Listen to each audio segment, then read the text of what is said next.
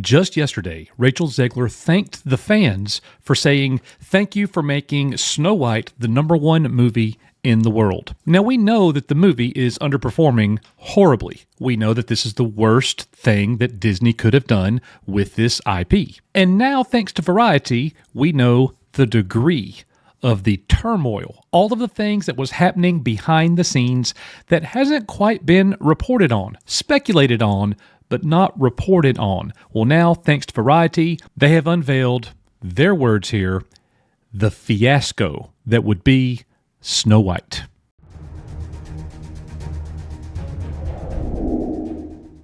Hey everybody, thank you so much for being here at Echo Base Network, where we are breaking down all things current news and entertainment and pop culture. So let's get into what is going on with Snow White. This is yesterday. This is Rachel Zegler saying thank you to the fans for making my movie the #1 movie in the world. And as we are all aware, it did the most at the box office because it has nothing to compete against it right now. Underperforming massively. This thing is going to be an absolute train wreck by the end. And if things couldn't get any worse for Disney, Variety drops the bomb. Just hit the news 2 hours ago. Inside Disney's Snow White fiasco, death threats, beefed up security, and a social media guru for Rachel Zegler. Now, you guys remember when she posted on X thanking the fans for making the trailer such a widely viewed thing, saying, wow, over 120 million views in 24 hours. Thanks, guys. And then right underneath that, she said, and always remember, free Palestine. Not a good idea, Rachel. That free Palestine tweet that she made had 8.8 million views. Now, that was an addendum to her original post, and it had 4 times more views than the original post did. And oh, by the way, don't forget that Gal Gadot, her co-star, is Israeli. Guess Rachel doesn't really care about that. So the report says that many inside the studio expressed shock that the Snow White star would commingle the promotion with its $270 million tentpole with any kind of political statement. A Disney executive raised the studio's concerns with Zegler's team, while the film's producer, Mark Platt, flew to New York to speak directly to Rachel Zegler. But the actress, whose relationship with the studio began to unravel in 2022 during a contentious West Side Story Awards season campaign and continued as she trashed the beloved original Snow White, stood her ground. The producer of the film flew to New York to go visit Rachel Zegler and try to talk some sense into her. She stands her ground. She does not buckle. So the post remained. Behind the scenes, death threats towards Zegler's co-star Gal Gadot, who is Israeli, spiked, and Disney had to pay for additional security for the mother of 4. And when did Rachel Zegler come out condemning all the death threats about her co-star Gal Gadot? And Variety with the quote here, an insider says, she didn't understand the repercussions of her actions as far as what that meant for the film, for Gal, for anyone, says the insider. She either doesn't understand the repercussions or she doesn't care. She's ignorant, she's stupid, she's all of it. She's just horrible. And I think this is probably going to be about the end of her little career. We won't see her on the big stage too much more, I don't think. 3 months later, following the presidential election, Zegler posted F Donald Trump and made Trump supporters never know peace on Instagram. Disney had had enough, given that the star was signaling to half the potential audience of her already troubled film, plagued by costly reshoots, to stay home. Platt made the case again to Zegler after a back and forth. She began working with a social media guru paid for by Disney to vet any post before the film's March 21st bow. Disney declined comment. Zegler did not respond to a request for comment because she is a child. The producer had to go fly to her again to try to talk sense into her, and they tell her, we're paying for you to have a social media guru, somebody who has to vet every single one of your posts before you click submit. They have to be approved by the social media guru, or you can't post it, Rachel. Like a child. And of course, now that the film's dismal opening weekend, 87 million worldwide, is in the rearview mirror, they're already taking the advertisements down in major cities around the country. Burbank brass are evaluating what went wrong to put Snow White's global box office haul into perspective. It's about 34 million less than the sequel to Joker. That's pretty dang terrible. And an unnamed rival studio executive makes this comment, which is definitely a shot at Disney and their stupidity.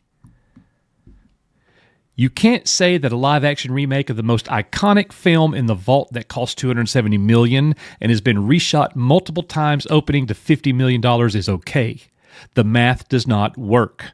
That movie should be a $1 billion movie, said an executive at a rival studio when the film was tracking for a $45 to $55 million domestic opening. It ended up at below even the lowest end figure at $43 million. So it even came in below their lowest prediction. This movie is a train wreck. And here we go.